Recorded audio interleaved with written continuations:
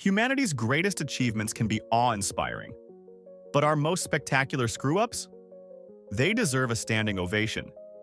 Today, we're counting down the 33 jaw-dropping financial dumpster fires that burned brighter than any triumph. Picture lobbing a nuclear bomb at the moon as a power flex, or ordering a fleet of concrete ships to plow through the waves. Schemes that glittered on blueprints and ended up as hilarious catastrophes. You thought nuking the moon was sci-fi? Wait until you see what else we tried. 1. Project A119. Picture this. In the late 1950s, the US Air Force sat around a table, eating Cold War rations and said, "You know what would be epic? Nuking the moon." Thus, Project A119 was born, with tens of millions in 1950s dollars, think nearly $1 billion today, poured into doodling fancy explosion diagrams and arguing over the perfect lunar selfie angle. Scientists debated yield sizes like kids at a chili cook-off, while generals dreamed of a crater big enough to block moonlight and freak out every werewolf in America. It was the ultimate cosmic flex, a plan so ridiculously aggressive you'd think it was written by a bald eagle.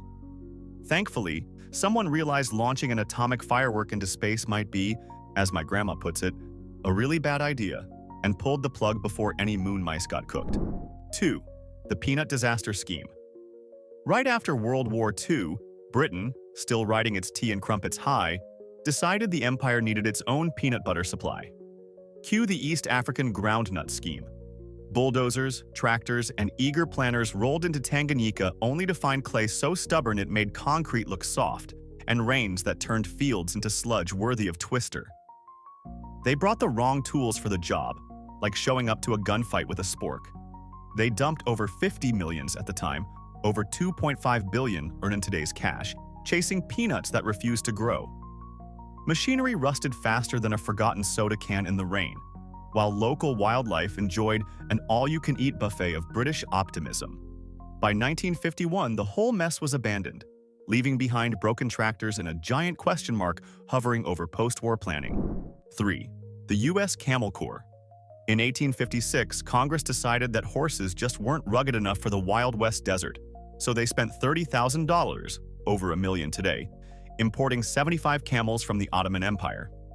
At first, these humped heroes hauled supplies like champs under the blazing sun, making horses look about as cool as soggy nachos. But soon enough, the cavalry horses spazzed out and stampeded, convinced these lumpy, spitting aliens had arrived to steal their jobs and their oats.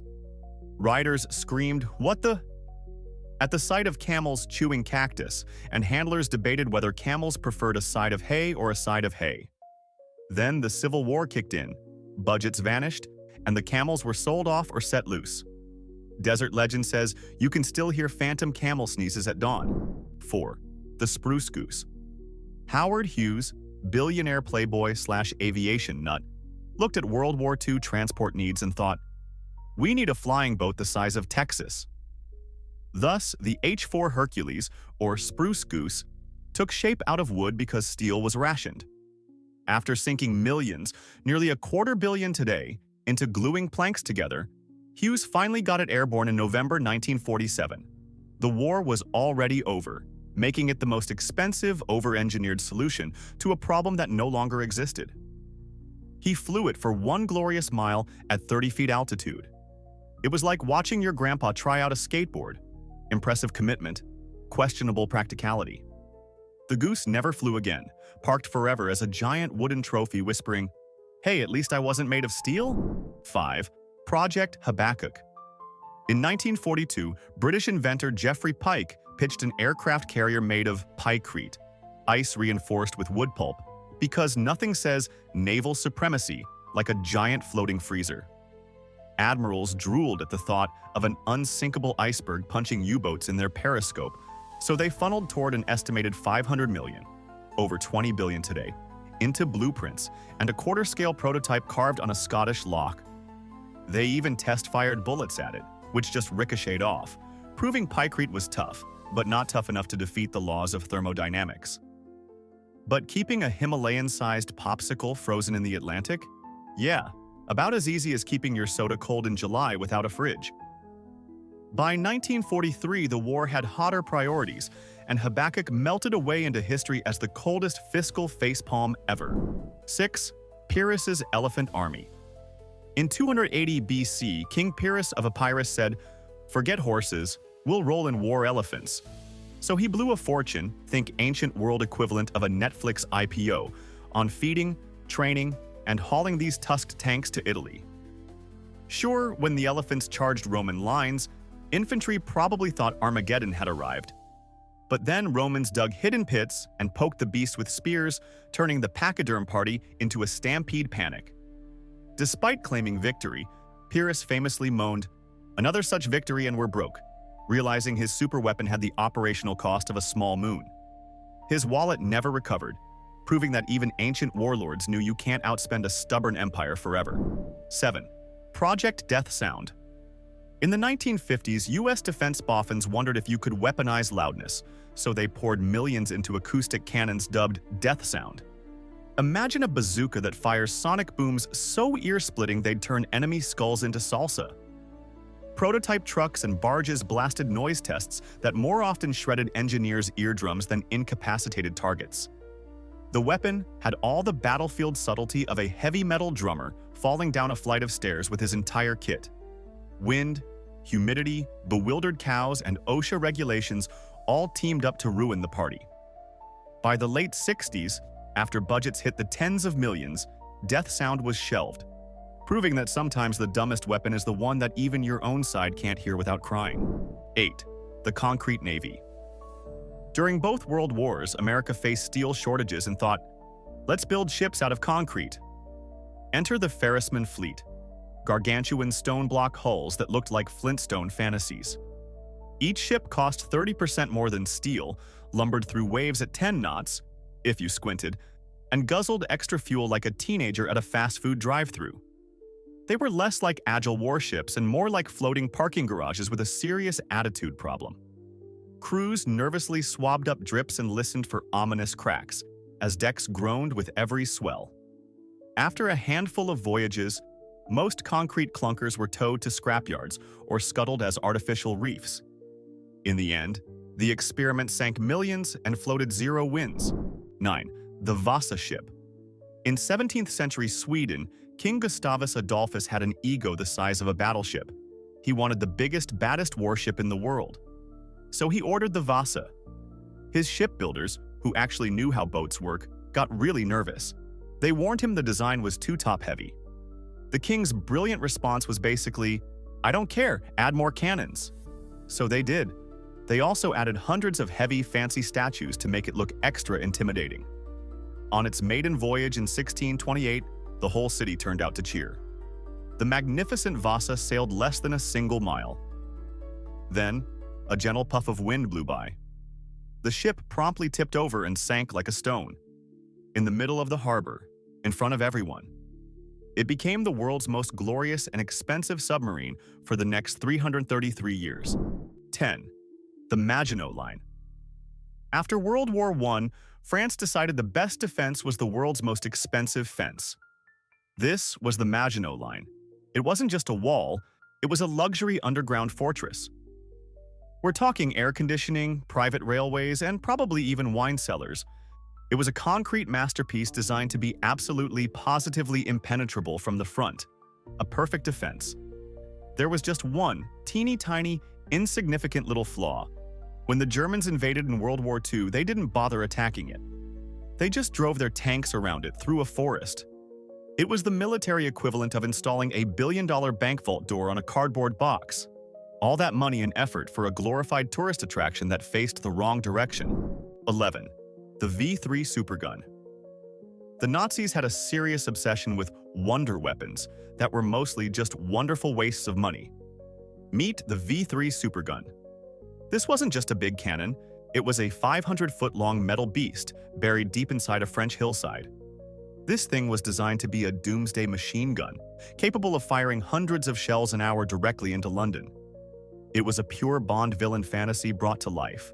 However, before they could fire a single shot, the Allies found their secret lair. They didn't send in spies, they just dropped giant earthquake bombs on top of it. The entire bunker and the supergun inside were instantly smashed into a very expensive pancake of concrete and broken dreams.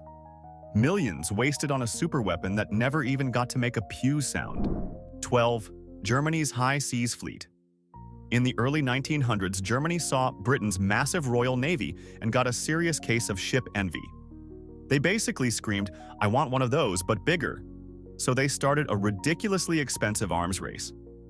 Germany poured a massive chunk of its national budget into building huge, scary battleships called dreadnoughts.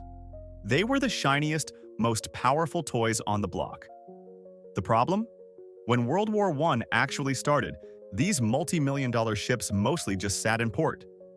They were considered too valuable and too expensive to risk in a real fight. It was like buying a Ferrari and then being too scared of getting a scratch to ever drive it. After the war ended, the Germans just sank the entire fleet themselves. The most expensive rage quit in naval history. 13. The Siegfried Line. The Siegfried Line was basically Germany's answer to the Maginino Line. It was the ultimate, "my useless wall is better than your useless wall" contest. On paper, it was terrifying. The Nazis built thousands of concrete bunkers and rows of spiky anti-tank pyramids called Dragon's Teeth. Propaganda films made it look like an unbreakable fortress. In reality, it was a total lemon. The concrete was low quality. The bunkers were leaky and miserable. The weapons inside were mostly outdated junk. When the Allies finally reached it, they didn't lay a dramatic siege. They basically just pushed it over. It was less of a legendary defensive line and more of a long, crumbling, and incredibly expensive speed bump. 14. The Great Chinese Turtle Ship. Imagine an ancient emperor who played too many video games. He demanded a floating fortress, a ship so tough it could ram through anything. This obsession created a legendary turtle ship. It was a massive vessel covered head to toe in thick iron plates. It looked like an angry, swimming armadillo ready for a fight. There was just one glaring problem. All that armor made the ship weigh about a gazillion tons. It moved at the speed of a sleepy glacier on a cold day. Smaller, faster enemy ships could literally sail circles around it, probably while laughing and throwing things. It was less of a warship and more of a giant floating kick-me sign. A very expensive lesson proving that making something invincible often just makes it immobile. 15. The Spanish treasure fleet failure. The year is 1702. You are a Spanish admiral. Your fleet is stuffed to the gills with silver from the New World. Suddenly, a combined English and Dutch navy traps you in a bay. A smart person might fight or surrender. The Spanish commander, however, chose option C, spectacular self-destruction. He basically screamed, "If I can't have this treasure, then nobody can." He ordered his own men to set their entire fleet on fire. An unimaginable fortune in silver and gold melted and sank to the bottom of the ocean. The best part? The enemy still managed to board some ships and grab a huge pile of loot before it all went down. It was the financial equivalent of shredding your winning lottery ticket because you're worried about taxes. 16. Operation 10,000 Gold Miles. Sometimes a plan sounds amazing until you think about it for more than 5 seconds. A powerful ancient Chinese emperor had a grand artistic vision. He wanted to create a golden sea of wheat stretching for thousands of miles across his empire. A beautiful symbol of prosperity. To achieve this, he forced millions of peasants to plant only wheat. They ignored crop rotation. They ignored what the soil actually needed. They just planted wheat. Everywhere. The result was an ecological faceplant of epic proportions. The soil was completely destroyed. Pests that loved wheat threw the biggest party in recorded history. The Golden Miles quickly turned into a barren, useless dust bowl, directly causing a massive famine. A multi-billion-dollar project to create a pretty picture that ended up starving everyone. 17. The Tulip Mania crash. In the 1630s, the Dutch decided that the smartest thing to invest in was flowers. Not gold, not land, but tulips with cool stripes. People went absolutely bonkers for them. A single tulip bulb, which is literally a dirt onion you could accidentally step on, was trading for more than a luxurious house. It was like if today people were selling their cars and taking out second mortgages to buy a really nice avocado. Everyone was a tulip millionaire on paper, probably walking around with an obnoxious level of smugness. Then, one day, the entire country sobered up at the same time and realized, wait, we've bet our entire economy on something a rabbit could eat for lunch. The market crashed so hard it left a financial crater, with fortunes vanishing overnight. It was a nationwide faceplant caused by pretty petals, proving that hype is a terrible financial advisor. 18. The Manhattan Purchase. The story is a classic American tale of shrewd business. In 1626, the Dutch bought all of Manhattan from the natives for about $24 worth of shiny beads. We tell this story like we were the smartest guys in the room. But the real story is even funnier and more embarrassing. The specific natives who took the deal probably didn't even live on Manhattan. They were basically tourists from Long Island just passing through. So when these Dutch guys in funny hats offered them a pile of cool junk for an island they didn't even own, they probably thought, are these guys serious? Heck yeah, free stuff. It wasn't a genius business deal at all. It was like paying a random guy in a Walmart parking lot for the entire store, and then being shocked when it actually works out. They just got incredibly lucky with their multi-billion-dollar mistake. 19. Britain's tax on tea. After blowing all their money on expensive wars, the British government decided to nickel and dime the American colonists to pay their bills. Their big brain idea? A small tax on tea. In London, this probably sounded like a perfectly reasonable plan. In America, however, people lost their freaking minds. It wasn't just about the money.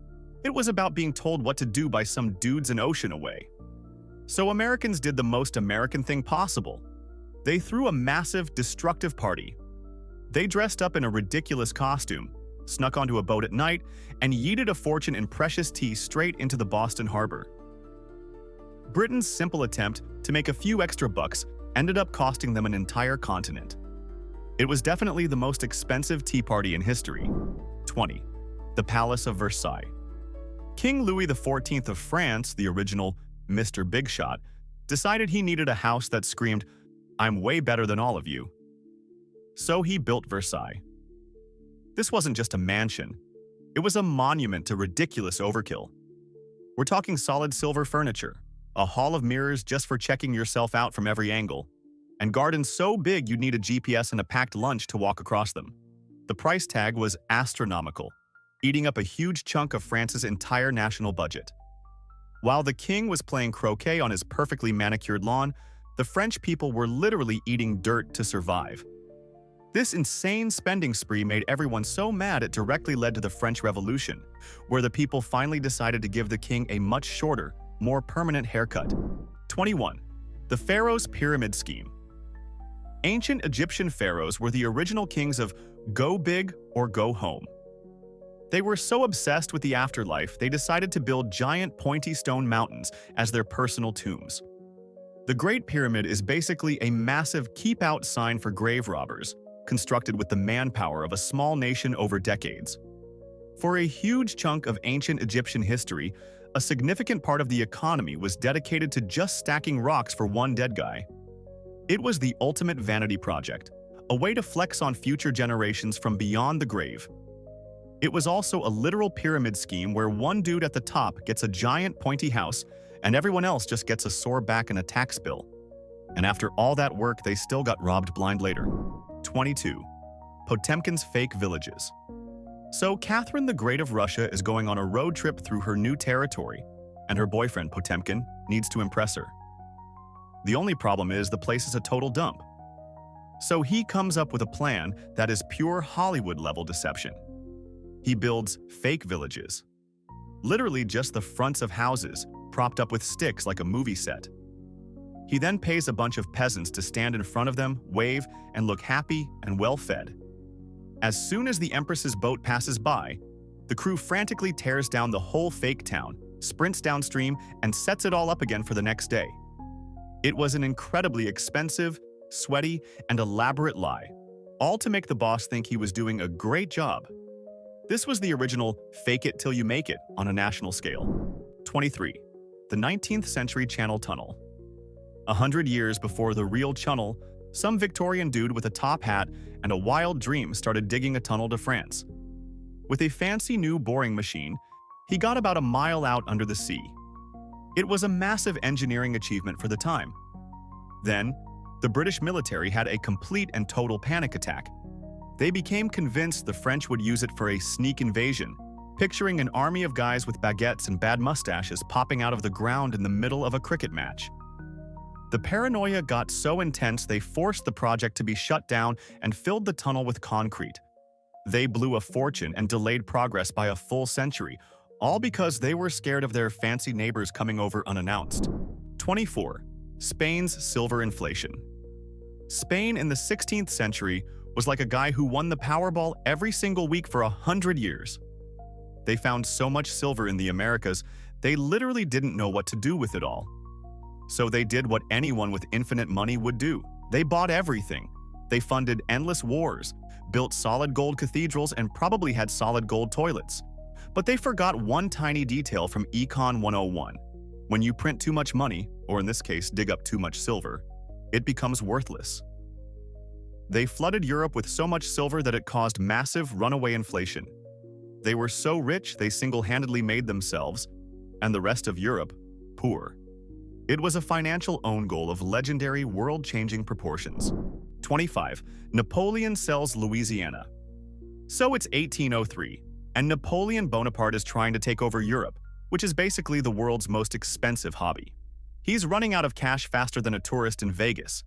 Meanwhile, America, led by Thomas Jefferson, just wants to buy the city of New Orleans so their farmers can ship their corn without any trouble. Jefferson sends his guys over to France with a couple $1,000,000 to try and buy the city. Napoleon, probably staring at a giant pile of bills for cannonballs and fancy hats, looks at their offer and says, "That's cute, but for a few million more you can have the whole freaking thing." He offers them the entire Louisiana territory, a massive chunk of real estate that literally doubled the size of the United States overnight. The American diplomats, who just came to buy a single driveway, were suddenly offered the entire state of Texas for the price of a used car.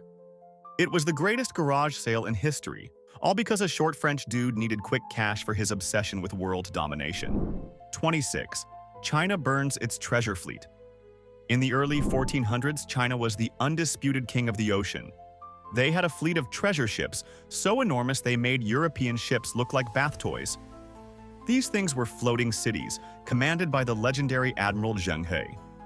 They sailed everywhere, bringing back awesome stuff like giraffes, which the Chinese court thought were mythical unicorns. China was basically the cool kid on the global block. Then, a new emperor gets the throne, and he and his nerdy advisors look at this incredible fleet and say, "Nah, this is lame."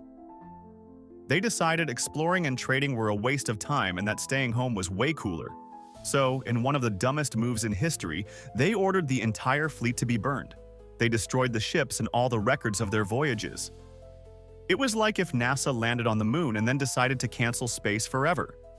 China just voluntarily gave up being the world's #1 superpower to become a hermit.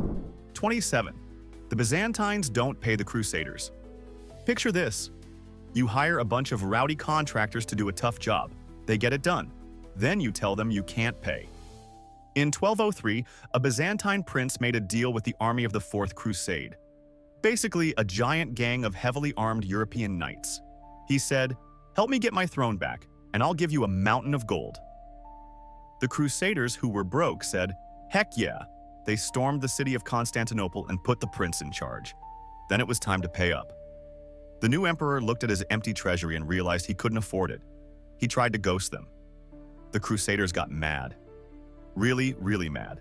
So they did what thousands of angry dudes with swords do. They sacked the entire city. They looted and burned the richest city in the Christian world for 3 days straight. The Byzantine Empire was shattered forever, all because one guy wrote a check his ego couldn't cash. 28. Britain's dead canal. In the late 18th century, Britain was obsessed with digging canals. It was like their version of a startup craze. A group of investors decided to build the Salisbury and Southampton Canal, a 23-mile shortcut to the sea. The problem was their lead engineer was a complete fraud who probably got his degree off the back of a cereal box. This guy designed a tunnel that immediately collapsed. He built aqueducts that leaked so badly they were more like giant sprinklers. The entire project was a clown show from day one. After blowing a fortune, the canal finally opened. It held water for about 5 minutes before it started leaking again. It was so badly built that almost no one used it. It quickly became known as the Dead Canal, a long, muddy ditch that served as a monument to hiring the cheapest guy for the job. 29. The French Sahara Trolley. In the early 20th century, France looked at the Sahara Desert and thought, "You know what this giant empty wasteland needs? A really complicated and expensive trolley system." They didn't want a normal train. That was for peasants.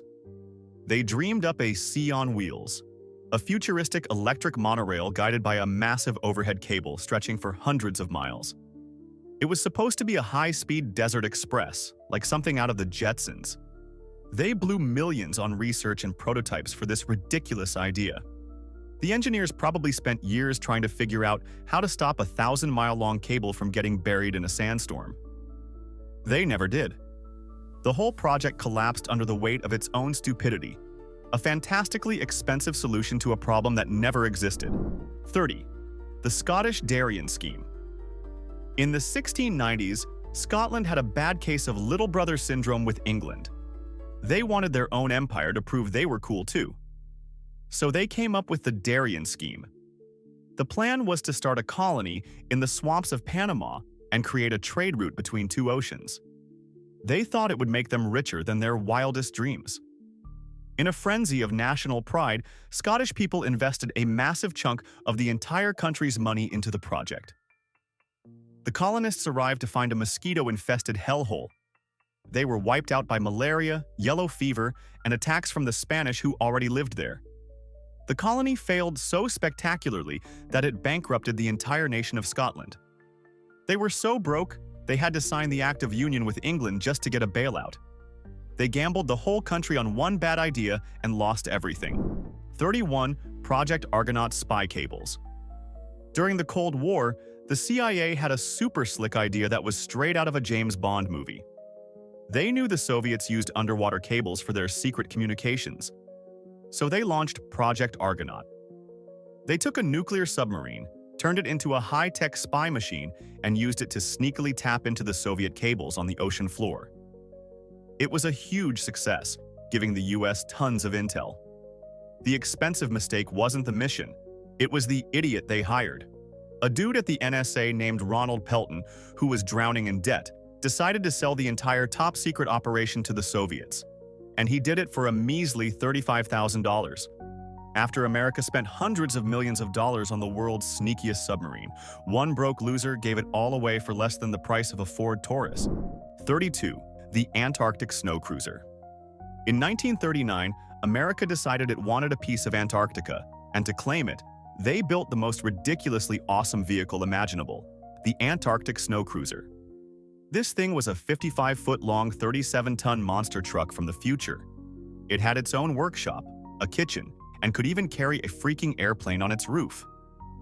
It was the ultimate off-road RV. After spending a fortune building this beast, they shipped it to Antarctica. The second it rolled onto the ice, its giant, completely smooth tires, which were designed for a parking lot, not a continent of snow, sank straight in. The thing was completely and utterly useless. It had no traction.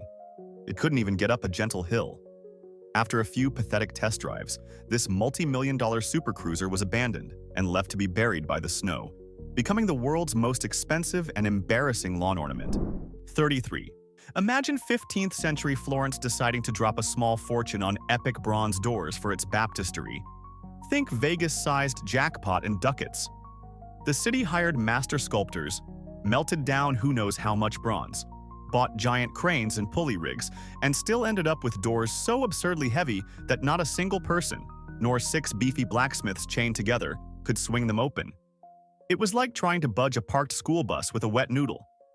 Every genius idea to fix it, more grease, stronger ropes, even hiring sumo wrestler mercenaries, just drained the coffers faster than grandma's bingo winnings.